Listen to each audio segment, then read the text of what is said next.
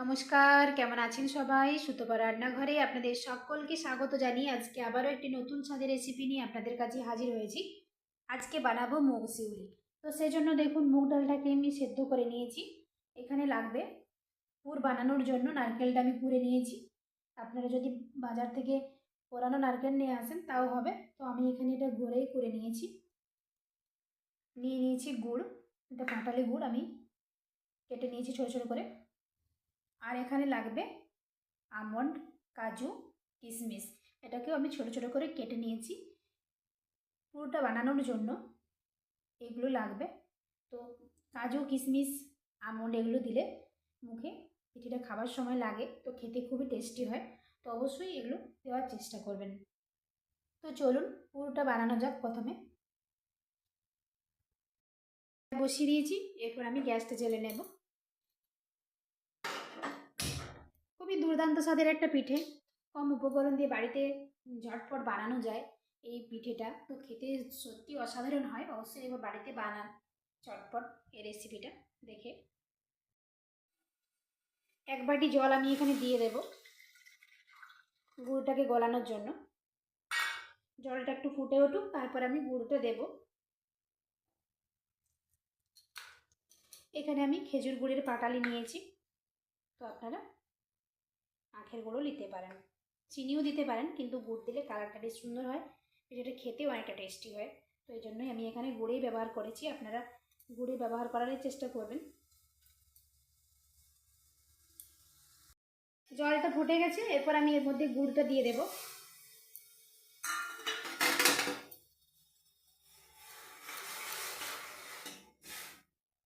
তো দেখুন গুড়টা গলে যাবে।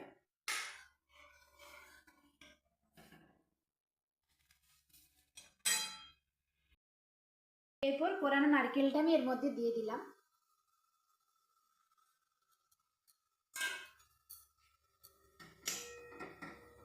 তারপর পুরটাকে ভালোভাবে বানিয়ে নেব।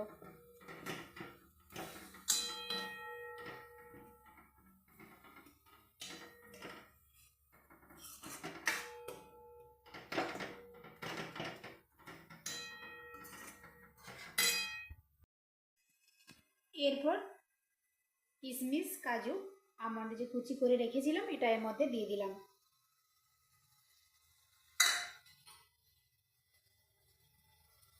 পিঠে খাওয়ার সময় যখন এগুলো মুখে লাগে তখন খেতে কিন্তু খুবই সুন্দর হয়। এগুলো দিলে পিঠের টেস্টটা মনে হয় আরও অনেক বেশি বেড়ে গেল।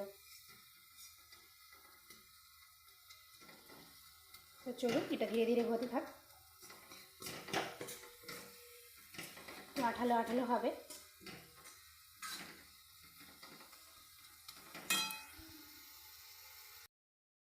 পুরোটা তৈরি হয়ে গেছে। এরপর আমি একটা পাত্রের মধ্যে এটাকে ঢেলে নেব। দেখুন কত সুন্দর হয়েছে এটা। এরপর পিঠেগুলোকে বানিয়ে নিতে হবে।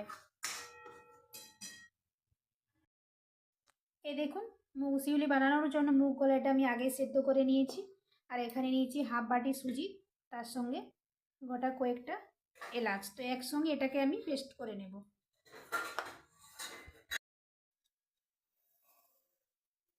তাহলে কিন্তু পিঠেটা খেতে খুবই সুন্দর হবে, আর সেন্টটাও খুব সুন্দর বার হবে। খুবই সুন্দর একটা স্মেল বার হচ্ছে। এই দেখুন সুজিটা আমি গুঁড়ো করে নিয়েছি, সুজি এলাচটা, এতটাই সুন্দর একটা স্মেল বার হচ্ছে। অবশ্যই একবার বাড়িতে বানিয়ে দেখুন মুগ শিউলি, দুর্দান্ত স্বাদ। এরপর ভালোভাবে এটাকে ঠেসে নিতে হবে। যতটা ঠেসবেন ততটাই কিন্তু সুন্দর হবে পিঠেটা।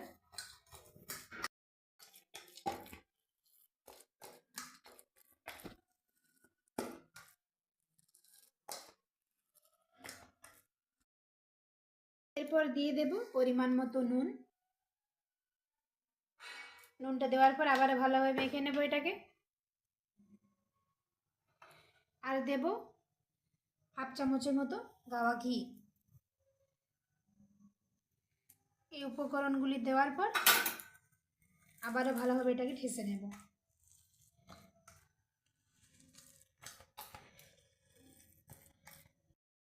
এরপর গুঁড়ো করে রাখা সুজিটা দিয়ে দিলাম। অল্প অল্প করে সুজিটা দিয়েছি আর ভালোভাবে ঠেসে নিচ্ছি। একবারে কিন্তু পুরো সুজিটা দেবেন না, অল্প অল্প করে দিতে থাকবেন। এরকম করে একটা ডো বানিয়ে নেব। দেখুন পিঠেগুলো আমি এরকমভাবে বানিয়ে নেব। তো আপনাদেরকে দেখাচ্ছি কীভাবে পিঠেগুলো বানানো হচ্ছে, মুগ শিউলি। তো এরকমভাবে আপনারা বানিয়ে নেবেন, হাতে অল্প একটু তেল লাগিয়ে নেবেন, সাদা তেল। এইভাবে মুগ শিউলি বানালে দুর্দান্ত হয় খেতে, অবশ্যই এবার বাড়িতে বানিয়ে দেখুন। এরপর আমি পুরোটা এর মধ্যে দিয়ে দেব।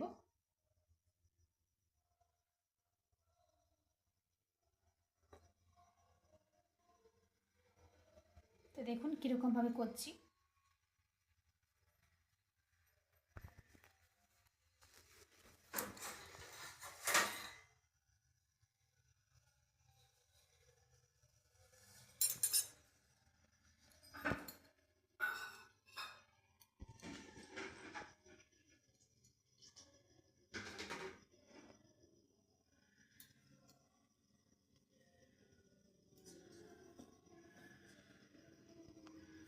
আরেকটা দেখিয়ে দিচ্ছি আপনাদের কিভাবে বানাচ্ছি।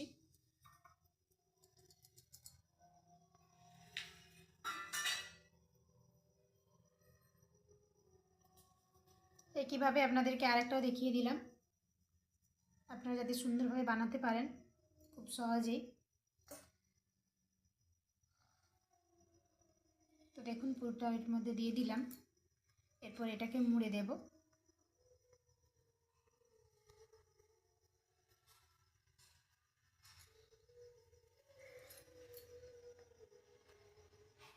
এরপর একটা চামচ দিয়ে, কাঁটা চামচ দিয়ে এটাকে একটু নকশা করে নিচ্ছি।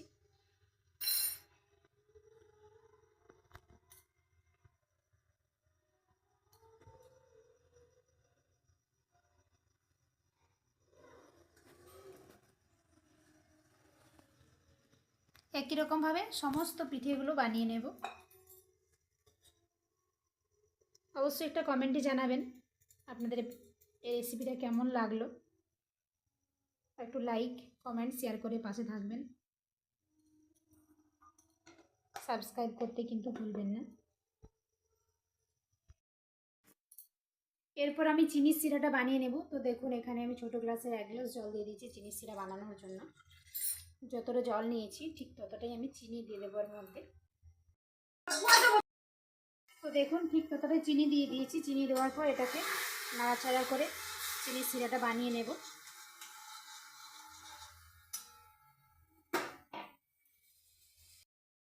সমস্ত পিঠেগুলো আমি বানিয়ে নিয়েছি। এরপর কড়াইয়ে দেখুন সাদা তেল দিয়ে দিয়েছি, তেলটা গরম হয়ে এসেছে। তো একের পিঠেগুলো আমি এর মধ্যে দিয়ে দিলাম তেলের মধ্যে। খুব বেশি তেলের একটা প্রয়োজন হয় না, এটা হালকা আছে, ধীরে ধীরে ভাজা হবে।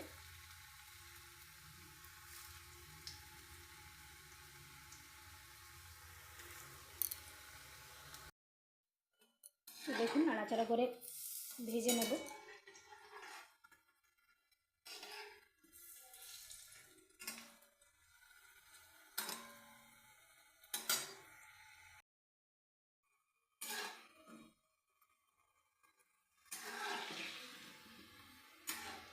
আবারও নাড়াচাড়া করে ভেজে নিচ্ছি যাতে নিচে না লেগে যায়, নাহলে এক পাশটা কালো হয়ে যাবে।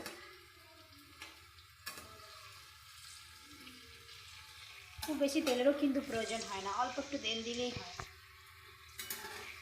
খেতেও কিন্তু এই পিঠেটা খুবই সুন্দর হয়। তো এগুলো ভাজা ভাজা হয়ে গেছে, এগুলোকে আমি এরপর তুলে নেব।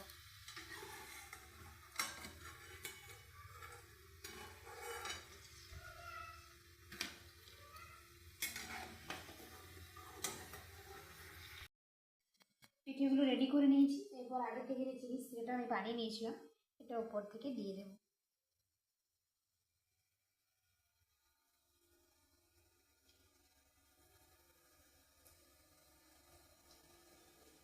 এটা আধ ঘন্টা ঢাকা দিয়ে রেখে দেবো, ভালো করে চিনি শিরাটা ঢুকে যাক এর মধ্যে।